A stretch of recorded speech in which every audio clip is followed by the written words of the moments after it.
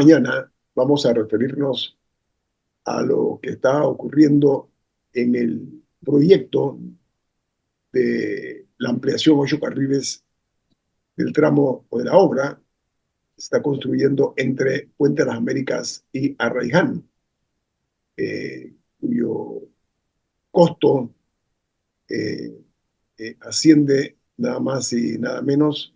Este es un proyecto importantísimo por lo que representa para los ciudadanos del sector oeste y para nosotros también, los que estamos en la capital de la República, ¿no? Lo que ha ocurrido es que el proyecto en Comento ha surgido una sorpresa, y es que uno de los intercambiadores no tiene el ancho suficiente, lo cual, dos cosas. Una, impedirá que los vehículos puedan transitar por allí sin riesgo alguno, y segundo, eso pone en peligro la vida de las personas. Para analizar esto, porque lo que llama la atención es cómo se da a conocer esta noticia, nosotros vamos a recurrir a una persona que ocupó el cargo de ministro de Obras Públicas. Estoy hablando del ingeniero José Antonio Domínguez, exministro del MOP. ¿Cómo está, ingeniero? Buen día. Buenos días, Guillermo. Buenos días a todos los televidentes, radioyentes y que nos observan por este canal. Oiga, ministro, a ver, este intercambiador que está en Burunga, pero es algo que la deficiencia puede ser realmente alarmante para no pocos, ¿no? Por el espacio que está dando. Deme su opinión acerca de cómo se llega a esta situación y se descubre precisamente por una inspección que hizo el MOB. Ministro. Sí, mira, en primer lugar, me extraña ver en el día de ayer un escrito en los medios escritos, valga la redundancia, donde el Ministerio de Obras Públicas se pronuncia sobre este paso elevado y dice que no cumple con las especificaciones. Sin embargo, lo que se ve en la foto es un paso elevado prácticamente terminado. Y mi pregunta a los miembros del ministerio, mira, mi pregunta al señor Mito Cortizo, presidente de la República, es: ¿usted sabe a quién contrató para ministro de Obras Públicas? ¿Usted sabe el equipo de personal que tiene ese ministro a su cargo? Para haber llegado a ese nivel de construcción en este momento, el avance de la obra, tiene que haber pasado inspectores. Ese plano de construcción tuvo que haber sido aprobado por el Ministerio de Obras Públicas, pero obviamente lo que tenemos que pensarlo, sabemos de ingeniería que los inspectores han tenido que venir de Neptuno o de Júpiter, porque no hay concordancia entre lo que dice el Ministerio de Obras Públicas y lo que está construido. Si los inspectores fueran del Ministerio de Obras Públicas, eso nunca debió haber arrancado. Antes de darle el permiso a que pusieran la primera piedra, debo aprobar el plano. Y una vez que yo veo el plano y veo que no cumple con las especificaciones, le pido que lo corrija. Y durante la construcción verifico que las dimensiones sean las apropiadas para permitir el paso vehicular correcto. Todos los vehículos que están en Panamá pagan placa. Y al pagar placa tienen derecho a pasar por cualquier paso elevado, puente, carretera, camino de producción, de penetración, de lo que sea, porque pagan placa. Ese es el permiso de circulación. Y si yo pago placa por un camión que lleva un contenedor atrás y quedo trabado en el puente, ¿quién paga los daños? Pero, ministro, a ver, la pregunta es la siguiente. Se descubre esta anomalía ya en la etapa final del proyecto. ¿Cómo es que la compañía no advirtió, señores, esto no cumple con las normas que son las que marcan el ancho de un carril, que debe ser de 3.60, este tiene 3.07? ¿Por qué la compañía simplemente hace las cosas independientemente de que no se cumplan con estos requisitos, ministro? Repito, Guillermo, si tú eres el ministro del MOB, tú tienes que tener un jefe de inspección nacional. ese jefe de Inspección Nacional debe estar seguro que sus inspectores estén haciendo el trabajo correcto. ¿Cómo puedes permitir, o sea, cómo va el Ministerio de Obras Públicas a emitir en este momento una opinión sobre un puente que ya está terminado? O sea, ¿dónde estuvo el Ministerio de Obras Públicas durante la construcción? No existía el Ministerio de Obras Públicas, no existían los inspectores, no existía un plano que debió haber pasado por aprobación por el Ministerio de Obras Públicas. Sé, si yo soy dueño de la compañía, yo me preparo, en este momento estaría contratando a los mejores abogados de Panamá para demandar al ministro y al Ministerio de Obras Públicas. ¿Cómo me van a hacer a mí a tirar un puente abajo? ¿Por qué no me lo dieron al principio? Ah, que Bueno, eso, pero, ¿no? Usted tiene inspectores. Usted tiene inspectores. Y los inspectores me dijeron que estaba bien. ¿Por qué me aprobaron el plan? Hay responsabilidades diversas ahí, ¿eh? pero justo en ese punto, ¿cuál es el procedimiento? O sea, si se detecta, o sea, esto es asumiendo que el plano haya dicho una cosa y la obra sea otra, porque lo que habría que revisar es si en efecto el plano decía 3.6 y no 3. Eh, de ser así, ¿de quién es la responsabilidad de costear el cambio? Te soy franco, para que el puente lleve ese nivel de avance, no puede escaparse el Ministerio de Obras Públicas de su responsabilidad. Ellos permitieron que ese puente tuviera el avance que tiene hoy. Ellos son tan culpables como quien ejecutó. Si el contratista presentó un plano y fue aprobado y es lo que él construyó, la culpa es 100% del Ministerio de Obras Públicas. Si el contratista presentó un plano y no está cumpliendo con el plano, la culpa la tiene tanto el Ministerio de Obras Públicas como el contratista. En ese caso, los dos tendrían que sufragar los costos. Ahora, un momento, ministro, permiso. Escuché una respuesta un poco frívola que dice que, bueno, se va a asumir por parte del contratista los daños causados, lo que podría causar esta amorfa situación de este puente, este intercambiador en Burunga, ministro. Mira, el contratista puede hacer lo que, en ese caso, si él quiere pagar los daños, eso lo puede hacer. Nadie le puede decir que no lo haga. Yo puedo regalarle al Estado 20 millones de dólares y nadie me puede a mí culpar porque yo le quiera regalar al Estado un dinero. Lo que no puedo hacer es tomar dinero del Estado por negligencia mía. Eso sí no lo puedo hacer. Entonces, aquí lo que cabe es llevar a la justicia a los responsables. Mira, esto no es el único caso, Guillermo. Si tú has ido últimamente a la Caja de Seguro Social o has pasado enfrente de la Embajada norteamericana, te podrás percatar la gran maravilla de funcionarios que tiene el Ministerio de Obras Públicas y espero que el ministro entrante los saque a todos, porque ahí no debe quedar ninguno. ¿Cómo tú puedes explicar que el Ministerio de Obras Públicas ponga un letrerito que diga Ministerio de Obras Públicas en acción? ¿Cuál es la acción?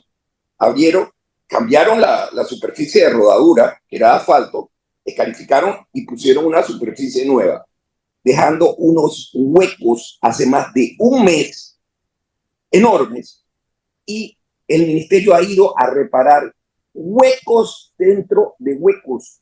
¿Alguna vez tú habías oído eso? Huecos dentro de huecos, y también reparado que a los pocos días esos huecos dentro de huecos reparados se volvieron a abrir. Ese es el Ministerio de Obras Públicas que tenemos actuando hoy. En cualquier parte del mundo donde prive el orden, la justicia y la justicia en derecho, el gobierno panameño estaría ya sin recursos económicos por la cantidad de demandas que le estarían cayendo por la incapacidad, ineptitud y irresponsabilidad de sus funcionarios. Aquí el funcionario público puede cometer cualquier horror, daños económicos al Estado, y al final el peor castigo que le pueden dar es sacarlo de su puesto. Él se puede ir para su casa y le causó un daño al Estado de 10, 15, 20 millones de dólares y nadie es responsable. Eso Sin tener responsabilidad, ¿no? Sin asumir responsabilidad. Claro, es que hay que hacer que la gente sea responsable. Si tú aceptas el cargo de ministro, tú tienes que estar consciente que tú tienes obligaciones y deberes.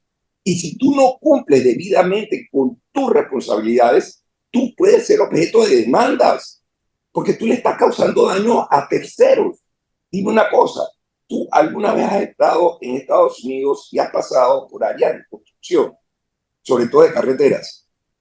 Sí, Cuando, señor. cuando quitan una carpeta asfáltica, es para reemplazarla casi de inmediato.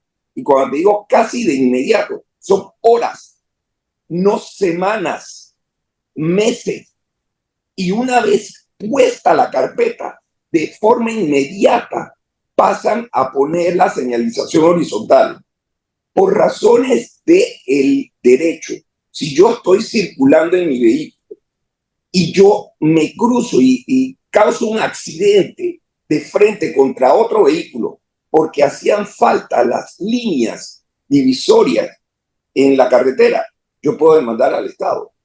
Y ninguno de los dos accidentados, ninguno de los dos que participamos en el accidente somos responsables, es el Estado. Así es sencillo. Ministro, este caso que estamos viendo de Urunga, una obra multimillonaria, no puede perderse en las sombras. Esto no puede quedar en una esquina por ahí guardado como parte del anecdotario de los numerosos casos de negligencia en la construcción que se han visto. Yo tengo un corte comercial. Camila, rapidito, 2 minutos, diga. Sí, Mira, no, me parece importante, hay dos cosas que tienen que pasar paralelamente. Una, sí, se tiene que desligar quién es el responsable de, de ese, no sé si llamarlo error. Bueno, sí es un error, hay que ver por parte de quién, pero al mismo tiempo la obra se necesita. O sea, los residentes, particularmente del oeste, necesitan que la obra se termine y que sea útil. Entonces quería saber, un problema como este, ¿es subsanable o se tiene que tumbar y volver a hacer? mira, muy probablemente hay que tumbarlo. Todo te dependería de ver cómo es la estructura. Yo no he visto el plano, yo no he visto si hay forma de cortar lateralmente y poder expandir. No sé cómo son las vigas, no tengo idea de las columnas que le pusieron. No sé si el diseño aguanta el que yo le ponga una extensión a las vigas para poder hacer los ensanches. O sea, hay muchas cosas que considerar y eso le tocaría a un ingeniero estructural determinar si es o no viable el ensanche. Pero en caso de serlo y del plano haber sido aprobado por el Ministerio de Obras Públicas, el, el culpable, el que tiene que sufragar los gastos del Ministerio de Obras Públicas. Aquí hay que cambiar de una forma radical lo que está sucediendo. Yo espero y confío, mira, mi mejor consejo para el ministro entrante es lo mismo que le había recomendado al ministro Castillo en el gobierno de Mireya Moscoso.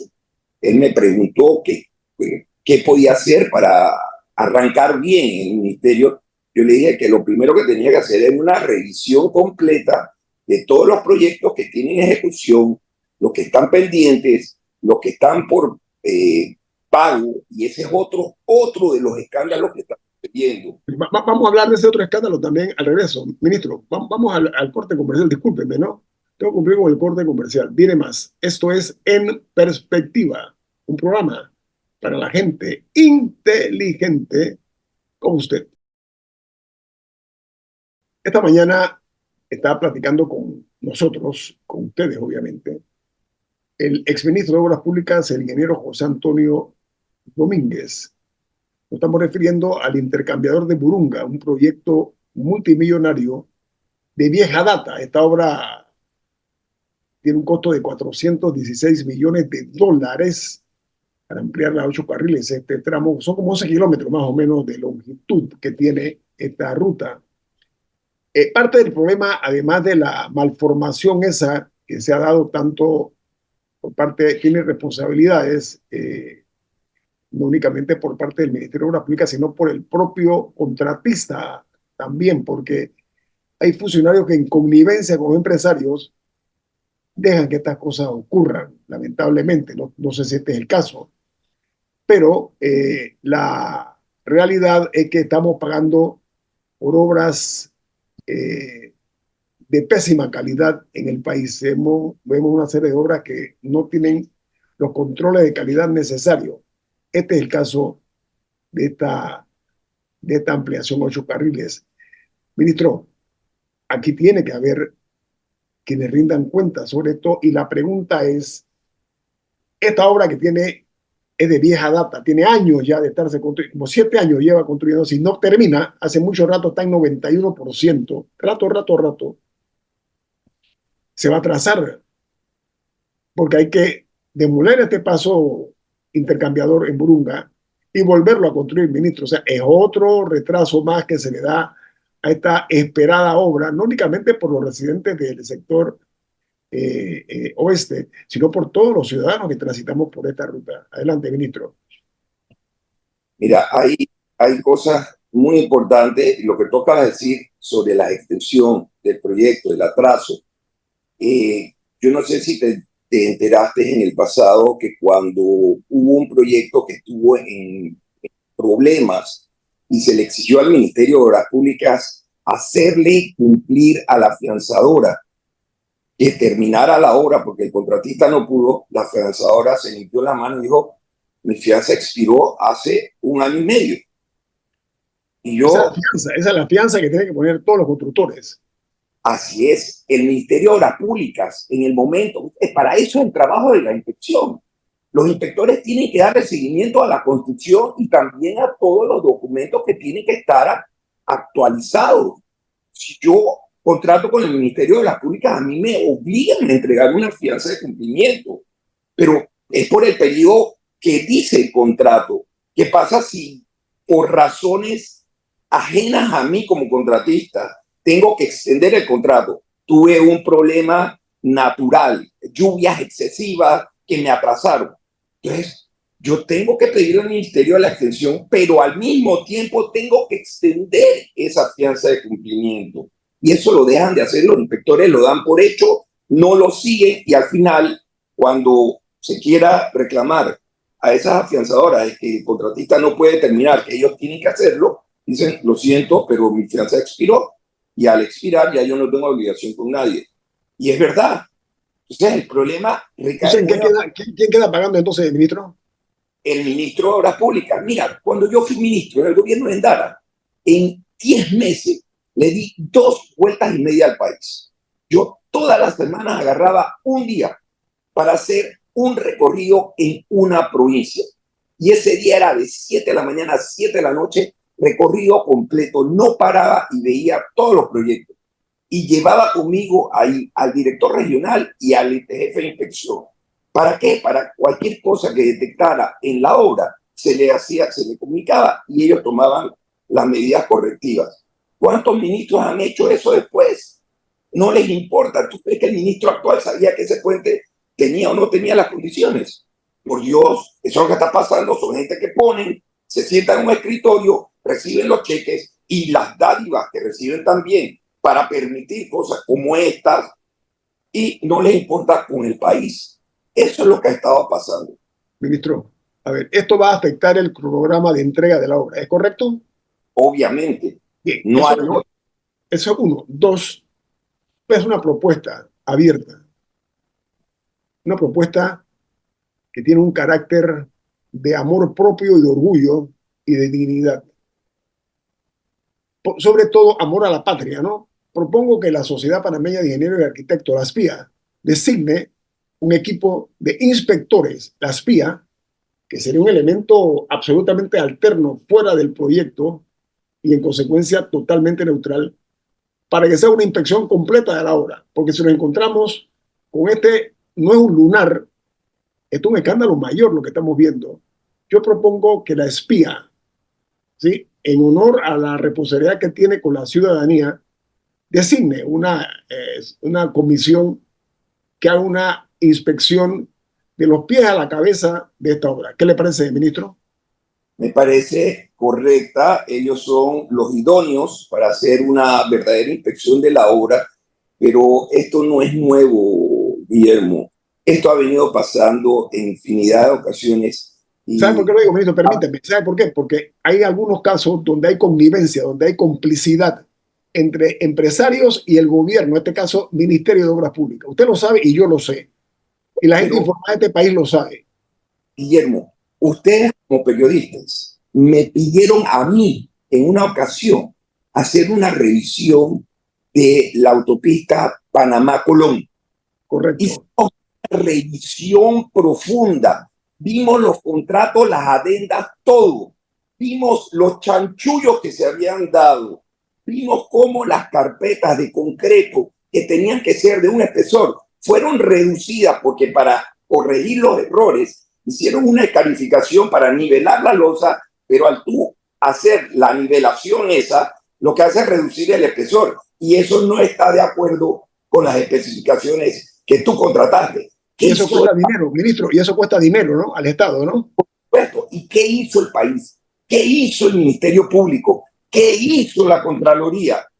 Nada. Tú puedes mandar al espía y ¿qué vas a tener como resultado? Un escándalo de 2 minutos y borrón y cuenta nueva. No pasa nada.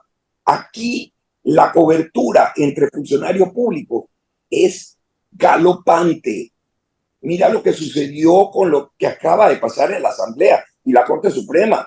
Ya los eximieron de la responsabilidad de traición al haber aprobado de la forma que aprobaron el contrato minero. Ya se acabó. Y el país es el que paga. Se cubren entre ellos. Esto no va a parar. Aquí tiene que haber un cambio de constitución, que pongamos las reglas claras.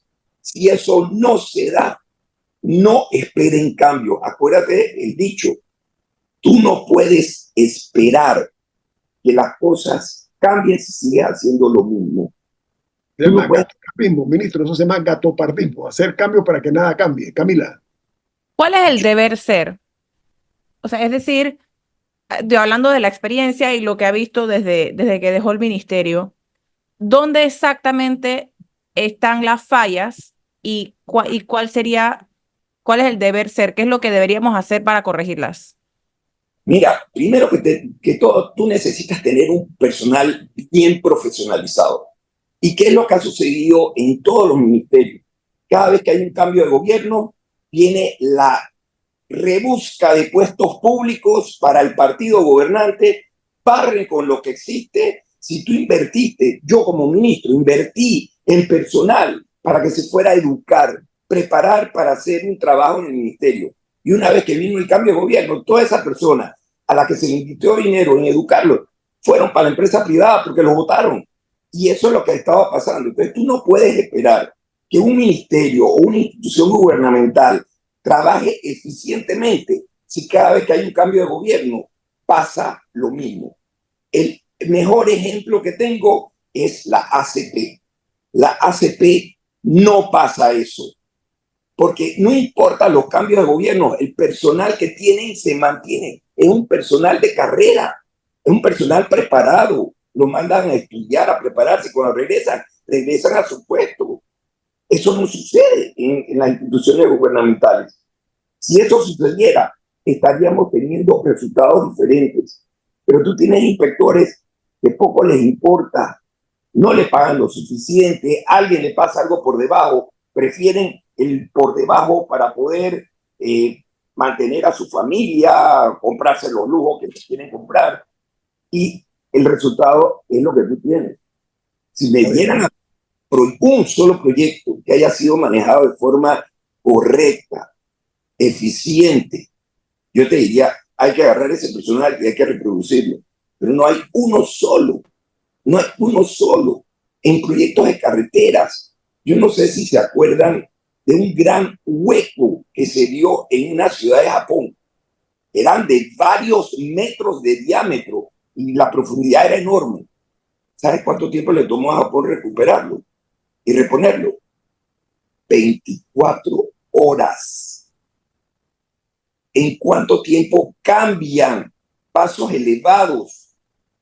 En 24 horas. ¿Y cuál es la fórmula de su éxito para entender? Tienen personal calificado, profesional, son personal de carrera. Tú tienes en este país, de verdad, personal de carrera en las instituciones públicas. No, no lo tenemos. Cada cambio de gobierno destruye lo que hizo el anterior. En Taiwán hay un Taiwán tiene 5 órganos del Estado, no 3 como nosotros. Tiene los 3 que tenemos y 2 adicionales. La Contraloría la convirtieron en un órgano de Estado. Le dan independencia total para que no pase lo que está pasando en nuestros países. Y el 5.º órgano del Estado es la carrera administrativa. Ellos le llaman el Examination Yuan. Ese órgano del Estado es el que regula, el que califica, el que le da ascenso, el que despide a los funcionarios públicos. No es el ministro. Si tú trabajas para mí y tú me caes mal, hoy yo te puedo votar y no pasa nada, tú quedaste votado. Pero allá no pasa así. Yo no te puedo votar. Tiene que ser ese órgano del Estado. Y por causa que tú has contribuido, o sea, tú tienes que haber cometido algo que provoque tu destitución. De lo contrario, no te pueden tocar. Entonces, cuando tú tienes esa clase de funcionarios, tú puedes esperar eficiencia, puedes esperar economías en la ejecución de proyectos, porque tienes un personal debidamente entrenado. Aquí no lo tienes. Aquí tú tienes gente que va a la obra, no tiene idea si agarran una pala. Ahí en el tramo que yo estaba comentando de la embajada americana, estaban poniendo unas alcantarillas, fotos viejas, lo que estábamos viendo hoy, y es exactamente lo que sucedía antes. Habían como 15 personas viendo hacia el buey, una trabajando. ¿Sabes qué, ministro? Ministro, lo que pasa es que producto de la falta de justicia, de aplicación de la justicia, de castigar a los que han cometido actos ilícitos, por una parte, los que han sido negligentes en su función pública, no lo tocan ni con el pétalo de una sanción. Mire, ni una sanción siquiera. Aquí se cometen toda suerte de maleanterías y de trapacerías y no hay nadie que esté en la cárcel. Por eso hay un dicho que dice que a la cárcel solamente van los pendejos y los pobres. Usted escuchó esa frase, ¿no? Así Bueno, es. en Panamá se cumple esa máxima. Mire, yo digo que esto no puede quedar en el anecdotario. Aquí tiene que haber responsables, ok, Bueno, en serio. el presidente electo tiene la oportunidad de seguir los pasos al presidente Bukele. En la medida que él empiece a implementar lo que implementó Bukele aquí, se pone orden. Fíjate lo que ha hecho ese presidente. Yo no soy fanático de nadie, pero yo veo resultados. Con un país con mucho menos recursos que nosotros, lo que ha logrado en 5 años. Cuando estuve en San Diego, invitado por el gobierno americano para ver el asunto de seguridad nacional, me tocó hablar con maras que nos llevaban a un centro donde tenían gente de las maras provenientes de todo Centroamérica y te decían qué es lo que los motivaba a ellos. Y créeme que si en Estados Unidos no lo han logrado erradicar, lo que ha hecho Bukele es darle una lección al mundo entero de un país de el más alto nivel de criminalidad a casi el más seguro del mundo. ¿Por qué no podemos lograr nosotros cosas como esas? Porque se necesita voluntad, se necesita decisión, principios éticos, morales, y puedo meter la palabra religioso, porque para mí no escapa esa. Se necesita eso, y no lo tenemos. Aquel que sube piensa que él es el Dios, que él puede hacer las cosas a su manera, y ya. Lo que pasa, ministro, ¿sabe qué? Lo que pasa es que la corrupción es sórdidamente tentadora cuando se llega al poder. Cuando se llega al poder, ahí es que realmente se conoce a la gente, si son o no son honestos. Muchas gracias, exministro de Obras Públicas, José Antonio Domínguez, por estar esta mañana con nosotros. Ha sido un placer. Y gracias por su aporte. Que tenga buen día. Igual, hasta luego. Vamos al corte comercial. Gracias. Esto es En Perspectiva, un programa para la gente inteligente como usted. Amigos, de regreso aquí a este programa En Perspectiva. El presidente electo, José Raúl Mulino, ha dado una cantidad de declaraciones, ha sostenido reuniones importantes. Él, con relación a los fondos públicos, hizo una declaración que me parece que va a quedar marcada en mármol. Él dice que no costeará las vagabunderías de la Asamblea Nacional con fondos públicos. Eso me llamó muchísimo la atención, pero sobre todo se mostró muy preocupado también por la situación en que está recibiendo las condiciones económicas del país. Camila, ¿qué le parece? Básicamente lo que él advirtió es que lo que vio en la transición del MEF es que, en sus palabras, no hay un número que no esté en rojo. Esa fue la expresión que utilizó el presidente electo y habló que quedan 500 millones de dólares supuestamente para inversión una vez que uno suma, resta y revisa algunos compromisos de deuda, etcétera, lo cual implicaría que no hay mucho espacio para maniobrar, a no ser que decidiéramos incurrir en más deuda. Eh, esta advertencia, por decirlo así, la dio ayer durante un evento en la Cámara de Comercio por el aniversario de la Cruzada Civilista, donde habló también de otros temas, habló de cambio constitucional y etcétera. Pero sí me llama la atención un poco el énfasis que se está haciendo en la aparentemente precaria situación en la que se encuentran las finanzas públicas en vista de que ellos van a entrar ahora el 1 de julio, ya en menos de 20 días, creo que estamos a 18 días hoy, y se siente como que están preparando un poco a la población para... Y seguro podrán brindar mayores detalles más adelante, en especial cuando ya estén en el cargo, pero sí me llamó mucho la atención. Mira, a mí me llama la atención lo siguiente. Ante ese escenario, no podemos estar sacando las palomitas de maíz y la Coca-Cola. No, no, no, no. Aquí lo que va a tener que hacerse es apretarse los cinturones para capear esta turbulencia. Y hablo de apretarse los cinturones en el sentido de que va a tener que darse una política de austeridad, de una administración celosa de los recursos que disponemos para estabilizar la situación económica que nos han presentado, una economía hecha girones, aparentemente, donde tenemos, y yo quiero ser realmente optimista con el futuro de este país. Los asuntos periféricos no son los importantes, sino la parte medular de un problema como este, porque se ha dilapidado parte del presupuesto público y se ha utilizado con artilugios y con piruetas verbales. Se ha tratado de justificar lo injustificable. Entonces, aquí tiene que entrar en juego quienes son definidos como el quinto poder, que es el poder ciudadano. El poder ciudadano tiene que ser más celoso y más cercano a que los dineros que aportamos en materia de impuestos sean debidamente administrados. Entonces, ¿qué quiero decir con esto? Ya es conocido que se ha hasta ahora estado disponiendo de dinero ajeno. Y esto lo digo porque los funcionarios manejan dinero ajeno, dinero de nosotros. Entonces, lo que tenemos que ver con mucha seriedad es que este año 2024 puede ser lo que yo llamaría el año de la fractura. Presten mucha atención, ¿eh? Puede ser un antes y un después. Todo dependerá de las acciones que se implementen más allá de la cultura oral, la cultura del chisme, el rumor, hechos puntuales. ¿Ok? Hay mucho pesimismo. Bueno, un pesimista es un optimista bien informado.